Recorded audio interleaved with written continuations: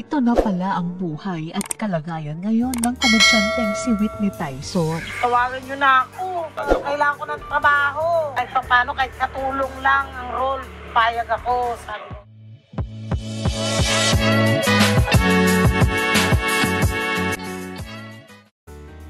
Sa latest episode ng YouTube vlog ni Julius Babaw ay kinumusta niya ang komedyante na pag-alaman na may iniinda na pala itong karamdaman at ang nakakalungkot ay matagal nang walang trabaho si Whitney matapos magwakas ang teleseryeng Ang Probinsyano.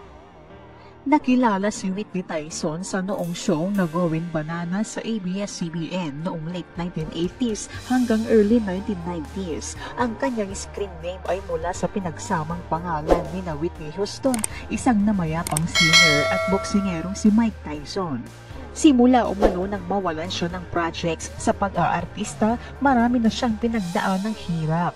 Nakapanayam ni Julius Babaw si Whitney kung paano siya napasok sa showbiz at kung ano ang hirap at magandang nangyari sa kanya sa industriya.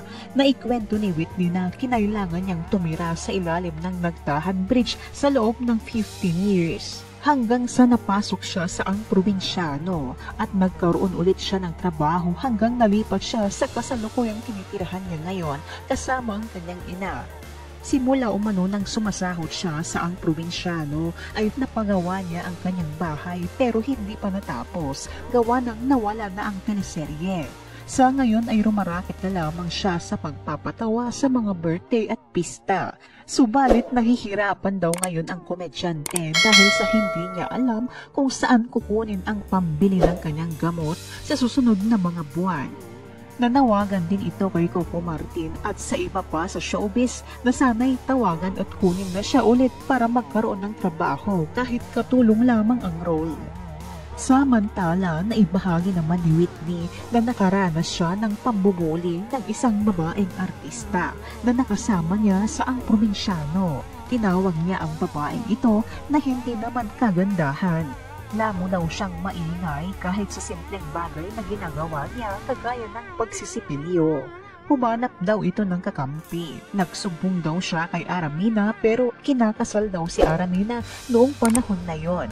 Hindi daw siya nasagot ni Aramina dahil nga abala siya sa kasal niya kaya sa labi lang daw ng hotel siya iyak ng iyak. Marami namang netizens ang naantig sa kalagayan ngayon ni Whitney, kaya't sana ay mapansin umano ni Coco Martin ang panayam na ito ni Whitney. Narito naman ang mga samot-saring reaksyon ng ilang netizens.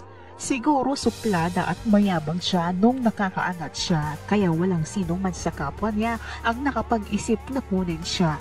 Sensya na po, opinion ko lang po.